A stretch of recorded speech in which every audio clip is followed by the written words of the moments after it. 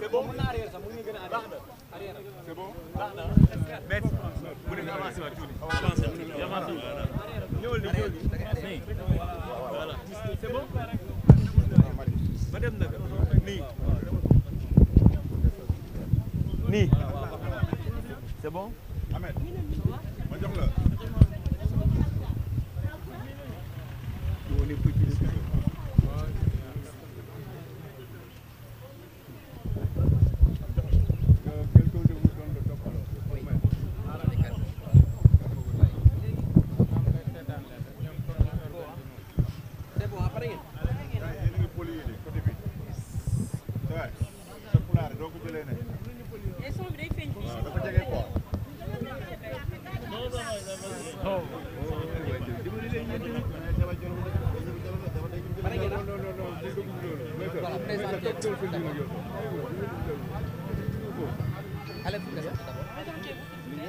C'est Maître Daouda Ka, mandataire national du candidat M. Ali Ngouille Ndiaye, investi par la coalition Ali Ngouille 2024.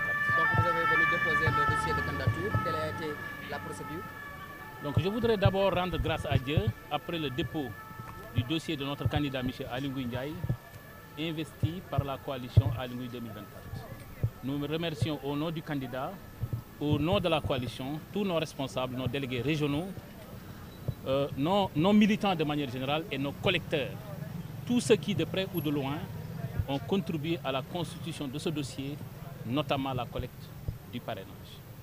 Je voudrais évidemment remercier également, saluer la perspicacité et disons du candidat M. Ali Ngouille Ndiaye qui a orienté et piloté tout ce travail technique. C'est grâce à lui qu'on en est arrivé là. Et je voudrais également remercier les jeunes qui ont mobilisé la caution, remercier l'équipe technique qui, d'arrache-pied, ont travaillé night and day pour quand même le conditionnement et le traitement de nos parrainages. Donc c'est ça que je voulais dire. Nous avons effectivement remis au greffe du Conseil constitutionnel l'entier dossier de candidature de M. Ali Ngouille Ndiaye, investi par la coalition Ali Ngouille 2024. Séance tenante, le greffier nous a invités à une séance de tirage au sort le jeudi prochain à 10 h pour déterminer l'ordre de passage des candidats. Après cette étape, vous êtes confiant que votre candidat sera dans la liste qui sera publiée par le... On n'a aucun doute que notre candidat sera présent parce que nous avons fait un travail extraordinaire, bien travaillé, bien mené, bien piloté et nous n'avons pas de doute que la candidature sera reçue par le Conseil constitutionnel.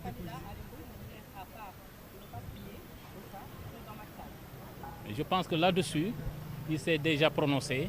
Il a fait un choix qui est un choix de courage, de démission du gouvernement et de se porter candidat. Et depuis sa démission du gouvernement, on travaille avec les équipes qui gravitent autour de sa candidature pour le succès de sa candidature. Donc nous sommes prêts. Nous avons déposé le nombre requis par la loi, c'est-à-dire 58 975. Et pourquoi vous avez choisi ce moment, le dernier moment même pour faire le dépôt, pour aller à cette étape-là? On l'a choisi, on l'a pas, en fait, tu sais, c'est un dossier extrêmement sérieux qu'il faut regarder de plus près, pièce par pièce, document par document, regarder la clé, regarder les fiches. On a quand même maximisé le temps. On a maximisé le temps et prendre toutes les dispositions nécessaires pour pouvoir déposer le dossier avec assurance. C'est ça qu'on a fait. Et malgré le fait qu'on est venu aujourd'hui, il y a d'autres aussi qui sont venus après nous. Et qui vont venir peut-être l'après-midi.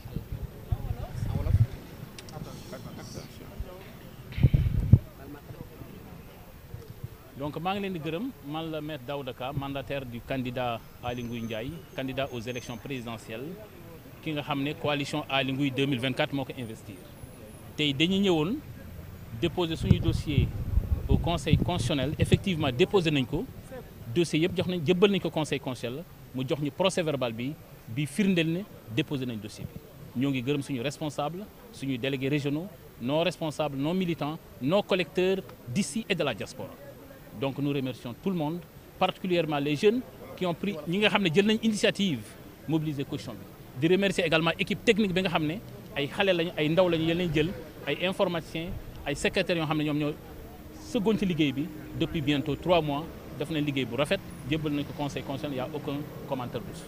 naka la dépôt bi demee woon yéex na yàgg na yàggul. non yàggul en fait pour ñun yàggul parce que ñun dañuy classé yëpp en ordre région bu nekk xam nañ lan lañ fa am région bu nekk ñu wutal ko kees ñu déposer kees yu doy avec classement boo xam ne leer na loolu moo tax presque yàgguñu foofu on a fait peut-être 30 minutes. et nombre de parrainages yi ngeen am pour mën a déposer ñaata la. bon xaw ma nan laa koy waxee ci wolof mais on a déposé 58 975 parrain li nga xam ne loolu la yoon laaj loolu la ñu déposé. donc laaj bi mu sànq ma la laajoon rek mooy tax ngeen taamu tey ba dernier mois. donc parce que liggéey la liggéey boo xam ne dafa laaj lu bëri comme dafa laaj lu bëri ñu ne nañu jël suñu temps parce que conseil constitutionnel moo wax ne mardi le 26 jusqu'à minuit mën nañu déposer donc on est resté dans le délai légal déposé nañ tey à 13h 14h donc jëlaluñ temps bu bëri parce que classement bi leer na dossiers yi leer nañ donc lépp léegi jëbb nañ conseil constitutionnel moo jël décision. bi ñu paree aussi conseil constitutionnel def ñu notifier convocation alxames bii di ñëw ñu ñëw 10h pour ñu def tirage au sort pour ñu déterminer candidat bu nekk ban jour lay jaar ban heure lay jaar pour ñu contrôler ay parrainage.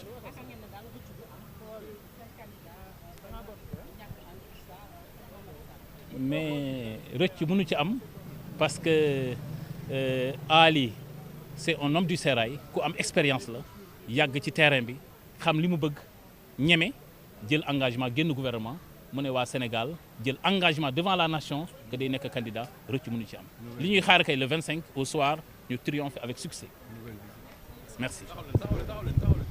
mu nekkoon mandataire bu Aly Ngouille Ndiaye maître Daouda Ka di mandataire national moom nag kaddu yu mu njëkkee mooy daal sant yàlla waaye itam sant responsable collecteur équipe technique bi nee na nag ci greffier bi daal nañ koy jox l'entière des dossiers bon ñu wax leen ne jeudi nee nañu ñëw ci tirage au sort pour xool kan ak kan mooy jiitu laaj nañu ko itam ndax Aly Ngouille Ndiaye du rëccu la mu génn ci gouvernement bu président Macky Sall mu ne lu am ndax dafa def benn choix bu ànd ak courage te ba mu ca pare itam ma nga continuer def li nga xam ne moom mooy liggéeyam te itam ñu gis ne nombre de